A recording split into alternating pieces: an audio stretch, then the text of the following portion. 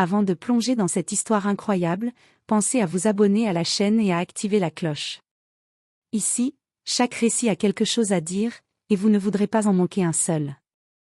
Pendant 2 ans, le millionnaire est dans le coma, jusqu'à ce qu'un enfant sans abri change tout. Ethan Calloway était l'incarnation parfaite du rêve américain abouti. Fils d'un mécanicien de Chicago et d'une institutrice, il avait gravi les échelons un à un, porté par un esprit visionnaire, une détermination sans faille, et une obsession du travail bien fait. À 45 ans, il était devenu PDG de Calloway Industries, un empire technologique spécialisé dans les énergies propres, l'intelligence artificielle appliquée à la santé, et les infrastructures vertes. Son nom figurait dans la liste des 100 personnalités les plus influentes du pays selon Time Magazine. Son quotidien était un ballet millimétré de réunions en costume sur mesure, de jets privés, de rendez-vous avec des chefs d'État ou des investisseurs étrangers. Il vivait au dernier étage d'une tour de verre surplombant Central Park, un penthouse au design épuré, baigné de lumière, mais froid comme un musée. Son garage abritait une Bentley noire, une Tesla sur mesure et une vieille Mustang restaurée, souvenir de sa jeunesse. Le soir, il participait à des galas caritatifs, souvent en compagnie de son épouse, Madeleine, ancienne journaliste d'investigation brillante, aujourd'hui reconvertie dans l'humanitaire. Ensemble, ils étaient le couple idéal.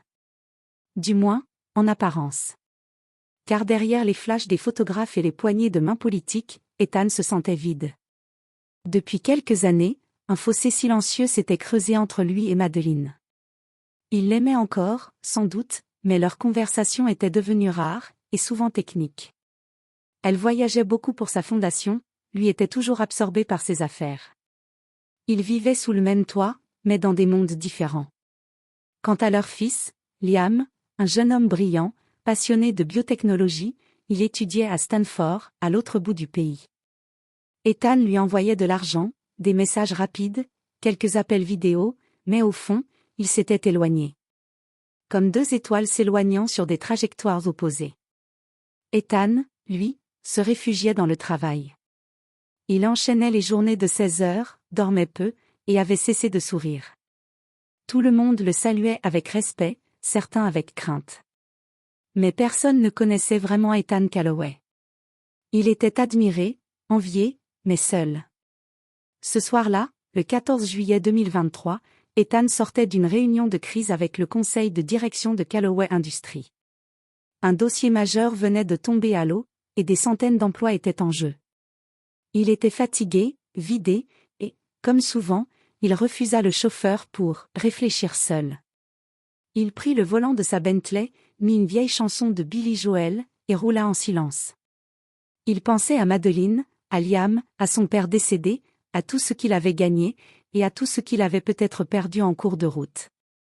Il franchit les limites du Bronx, où il avait une ancienne usine en cours de reconversion.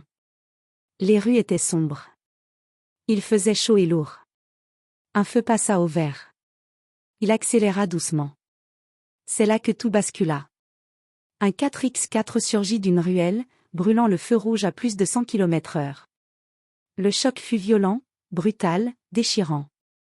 La Bentley fut projetée contre un lampadaire. L'avant de la voiture fut pulvérisé. Les airbags explosèrent.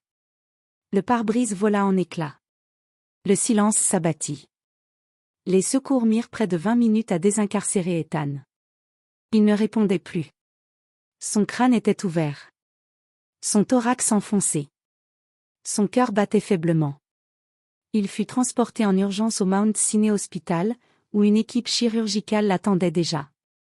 Les médecins opérèrent pendant 12 heures d'affilée, luttant pour stabiliser ses organes internes, réduire l'hémorragie cérébrale, recoller ce qui pouvait l'être. Il survécut, mais ne se réveilla pas.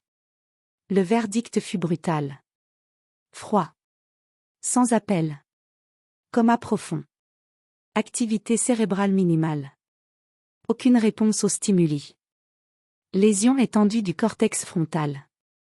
Les mots étaient cliniques, mais Madeleine, assise dans la salle d'attente, sentit son cœur s'écrouler. Ethan respirait encore. Son cœur battait. Mais son esprit semblait avoir quitté le navire. Les médecins parlèrent de miracle si un jour il revenait à lui. Et, pendant 2 ans, Le monde continua de tourner sans lui. Madeleine Calloway resta au chevet de son mari les premiers jours, puis les premières semaines. Chaque matin, elle arrivait à l'hôpital avec un livre, ou un journal, ou parfois simplement une chanson qu'ils avaient aimée. Elle s'asseyait à côté de lui prenait la main, et lui parlait comme s'il pouvait répondre. Elle lui racontait les nouvelles de l'entreprise, les résultats sportifs, la météo, les messages de Liam. Elle riait parfois toute seule, espérant que sa voix réveillerait en lui une étincelle. Mais les jours passaient. Et Ethan restait inerte. Les infirmières, d'abord attentives, se firent plus discrètes. Les médecins évitaient son regard. Un jour, un neurologue l'appela à part. « Madame Calloway, nous devons être réalistes. Les chances de réveil sont minces. La qualité de vie, si réveil il y a, serait extrêmement altérée. » Elle l'écouta en silence. Puis se leva. « Ce n'est pas à vous de décider quand mon mari abandonne. » Elle refusa catégoriquement l'idée de débrancher. Même quand ses propres proches commencèrent à lui suggérer de faire son deuil, elle tint bon. Elle conserva leur appartement. Elle refusa de vendre la Mustang d'Ethan. Elle la fit même laver chaque mois. Comme s'il allait revenir. Les affaires de Calloway Industries, elles, furent confiées à un conseil de direction intérimaire. Madeleine assura la transition, puis se retira. Elle n'avait ni la tête, ni le cœur à se battre dans des bureaux de verre et d'acier. Liam, de son côté, poursuivit ses études à Stanford. Mais chaque mois, sans exception, il prenait un vol pour New York. Il entrait dans la chambre d'hôpital, posait sa main sur l'épaule de son père, et murmurait. « Je t'aime, papa. Accroche-toi. Je suis là. » Ethan restait figé. Il ne parlait pas. Ne bougeait pas. Mais son cœur battait. 2 ans passèrent. Pendant ce temps, à quelques kilomètres à peine du prestigieux Mount Sinai Hospital, dans un autre monde, un petit garçon nommé Jaden Walker luttait pour survivre. Il n'avait que 10 ans, mais il en paraissait 8. Maigre, les cheveux emmêlés, les vêtements usés, il passait la plupart de ses nuits sous un escalier métallique derrière un fast-food à Harlem. L'odeur de friture, les cartons trempés par la pluie, les cris des passants ivres, c'était devenu sa maison.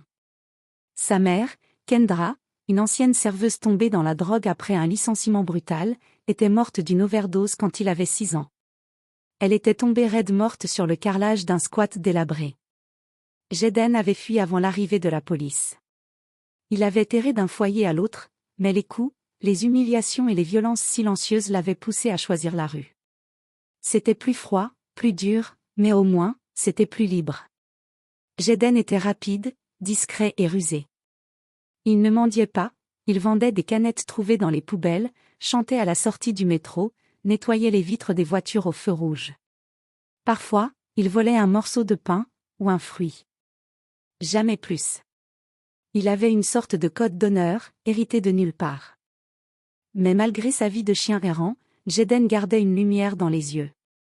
Chaque soir, assis sur un banc, dans une cage d'escalier ou derrière un conteneur, il sortait un petit carnet à spirale, abîmé, jauni, trouvé dans une poubelle, et il écrivait. Des mots simples. Des rêves tordus. Des prières maladroites. Un jour j'aurai un lit. Un jour j'aurai une maison. Un jour quelqu'un m'aimera. Un jour je serai quelqu'un. Il écrivait ça avec un vieux crayon à papier rongé. Il parlait rarement aux adultes. Il fuyait la police. Il évitait les groupes de jeunes trop bruyants. Mais quand il s'adressait à quelqu'un, c'était toujours avec des mots justes, choisis, doux.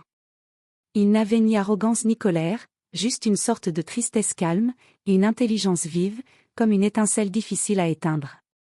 Il était invisible pour la plupart des gens. Mais en lui, se trouvait une force discrète et bouleversante. Et bientôt, cette force allait changer le destin d'un homme que Jaden ne connaissait même pas encore. Les nuits d'hiver à New York sont longues et cruelles pour ceux qui n'ont pas de toit. Ce soir-là, un vent coupant balayait les rues de Harlem, faisant claquer les bâches, soulevant les papiers gras et glaçant les os. Jaden avait passé la journée à tenter de vendre quelques chewing-gums à la sortie d'une bouche de métro. Il n'avait récolté que $3, assez pour un sandwich rassis et un gobelet d'eau tiède. Tremblant de froid, les doigts engourdis, il chercha instinctivement un endroit chaud. Il connaissait déjà la technique, pousser la porte d'un grand bâtiment en se fondant dans la foule, marcher lentement sans attirer l'attention, s'asseoir dans un coin et ne rien dire. Ce soir-là, ce fut le Mount Sinai Hospital. Il entra par les portes tournantes du hall principal, ses baskets détrempées laissant des traces sombres sur le sol blanc. Il sentit immédiatement la chaleur artificielle des souffleries lui caresser le visage, et ses épaules se détendirent. Il s'installa discrètement à côté d'un radiateur, près de l'ascenseur, en faisant semblant de lire une brochure médicale. Mais il n'échappa pas au regard vigilant de Sister Carol, une infirmière d'une 50aine d'années, au regard dur mais au cœur tendre. Elle le fixa un moment, puis s'approcha, une tasse fumante entre les mains. « Tu n'as pas l'air d'un visiteur, » dit-elle sans agressivité. « Tu veux quelque chose de chaud ?» Jaden hocha timidement la tête. Il s'attendait à être chassé. « Tiens, » dit-elle en lui tendant le chocolat chaud. « Bois doucement. Et reste pas trop longtemps, d'accord ? Juste un peu. » Elle lui fit un clin d'œil, puis repartit. Ce fut un des gestes les plus doux que Jaden ait reçus depuis des mois. Il revint le lendemain. Et encore. Toujours discret, toujours poli. Il attendait que l'accueil soit distrait, puis s'installait dans le coin chauffé. Il observait les allées et venues, lisait les panneaux, rêvait. Mais un soir, quelque chose l'appela. Une intuition. Une impulsion silencieuse, comme si ses pieds savaient avant sa tête. Il monta dans l'ascenseur avec un couple âgé, se fit tout petit, puis, à l'étage 4, glissa dans un couloir interdit au public. L'ambiance y était feutrée, presque irréelle. Des portes fermées, des bips lointains, des odeurs de désinfectant et de solitude. Il marcha jusqu'au fond du couloir 4B, attiré par une chambre où la lumière était tamisée. La porte était entr'ouverte. Il entra. Un homme reposait là, entouré de machines silencieuses. Une fine couverture sur la poitrine. Un respirateur régulier. Une main posée sur le drap, immobile. Jaden s'approcha lentement. Il observa les traits tirés de l'homme, son visage calme, presque éteint. Pourtant, il ne lui fit pas peur. Il n'y avait aucune angoisse dans la pièce. Juste, du silence. Un silence lourd. Mais pas hostile. Il resta debout un moment, puis, comme s'il rendait visite à un vieux voisin endormi, il murmura. « Salut. Je te dérange pas, hein ? Moi c'est Jaden. Je viens de là dehors. C'est vraiment froid ce soir ? » Il hésita, puis s'assit sur le fauteuil à côté du lit. Et il parla. D'abord peu, puis un peu plus. De sa journée. Du type qui avait voulu lui voler sa boîte de chewing-gum. Du sandwich qu'on lui avait jeté au lieu de lui donner. De la lune, qu'il trouvait jolie, même derrière la fumée des cheminées. « Je sais pas si tu m'entends, monsieur. Mais ça fait du bien de parler à quelqu'un qui coupe pas la parole. » Puis il se leva, posa doucement sa main sur le drap, et s'en alla. Mais le lendemain, il revint. Et encore le jour suivant. Une routine étrange se créa. Chaque soir, après sa chasse aux canettes et quelques pièces gagnées, Jaden passait par le Mount Sinai. Il montait discrètement à l'étage 4B, entrait dans la chambre, et s'installait dans le fauteuil. Il lisait des bouts de journaux gratuits ramassés dans le métro. Il chantait parfois, doucement, des mélodies qu'il inventait. Il racontait ses rêves, ses souvenirs de sa mère quand elle allait encore bien, des choses qu'il aimerait faire un jour. « J'aimerais aller à la plage. »« Tu crois que c'est bien, la mer ? J'en ai jamais vu en vrai. » Il parlait comme on plante des graines dans une terre sèche. Sans le savoir, il lançait une corde à un homme en train de se noyer dans le silence. Il ne connaissait pas le nom de cet homme. Il ignorait qu'il avait devant lui Ethan Calloway, milliardaire, ancien titan de l'industrie. Il ne savait qu'une chose, cet homme ne bougeait pas, ne parlait pas, mais, il l'écoutait peut-être. Et c'était suffisant. Un matin de printemps, alors que le soleil filtrait doucement à travers les stores de la chambre 4B, Jaden était installé comme à son habitude dans le fauteuil près du lit. Il tenait un journal froissé qu'il avait trouvé en chemin, mais au lieu de lire, il racontait une blague qu'il avait entendue d'un vieux musicien du métro. C'était une histoire un peu bancale sur un pigeon new-yorkais et une part de pizza, mais Jeden la racontait avec tant d'enthousiasme que la pièce, pourtant silencieuse, semblait sourire. Puis il s'interrompit net. La main d'Ethan venait de frémir. Un mouvement imperceptible, mais bien réel. Jeden cligna des yeux, s'approcha, incertain. « Monsieur ? Vous m'avez entendu ? C'est moi, Jeden. » Tremblant, il posa doucement sa petite main sur celle d'Ethan. Une pression. Faible, mais distincte. Ethan avait répondu. Jeden se leva d'un bond, son cœur battant la chamade. Il courut dans le couloir, glissant presque sur le sol carrelé, hurlant. « Sœur Carole ! Sœur Carole ! Il m'a serré la main. Il m'a vraiment serré la main. » La religieuse arriva en courant, suivie de 2 infirmiers. Elle observa Ethan, examina ses signes vitaux, demanda des tests. Le médecin de garde fut appelé en urgence. Au début, les spécialistes pensèrent à un spasme musculaire, un simple réflexe. Mais dans les jours qui suivirent, d'autres signes émergèrent. Un clignement d'œil lorsqu'on prononçait son prénom. Un doigt qui bougeait en réponse à une question simple. Une larme qui glissa doucement lorsqu'on évoqua Liam. Le neurologue en chef, Dr Peterson, un homme pragmatique et peu enclin aux déclarations émotives, rassembla l'équipe autour du lit une semaine plus tard. Il prit une longue inspiration et dit simplement. « C'est un réveil lent, mais authentique. Et je vais vous dire la vérité, ce n'est pas la médecine, ce ne sont pas les machines qui ont provoqué cela. C'est cette voix. Celle du petit garçon. » Le personnel hospitalier, touché, commença à regarder Jeden différemment. Lui, il continuait de venir chaque jour, sans rien demander, parlant, chantant, racontant des histoires, tenant la main de cet homme qu'il appelait simplement le monsieur endormi. Et puis, un matin, ce fut le miracle. Ethan Calloway ouvrit les yeux. Ses paupières battirent lentement, comme s'il émergeait d'un rêve sans fin. Le plafond lui parut inconnu, les sons lui semblaient flous, mais une voix douce résonnait dans sa mémoire. Une voix qui parlait de la lune, du froid, d'un rêve de lit chaud. Il tourna légèrement la tête, regarda Sister Carole, et murmura d'une voix rauque. « Où est le petit garçon ? Le petit avec la voix douce. Celui qui me parlait de la lune ?» Les larmes montèrent aux yeux de la religieuse. Elle sortit sans un mot et alla chercher Jeden.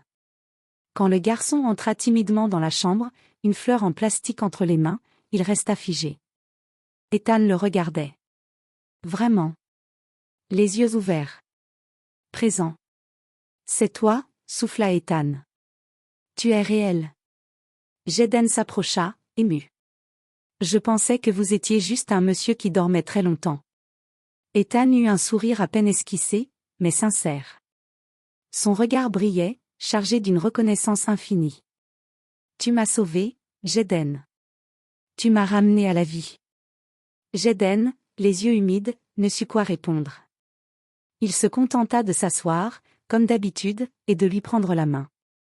Mais cette fois, la main d'Ethan serra la sienne. Fort. Vivant.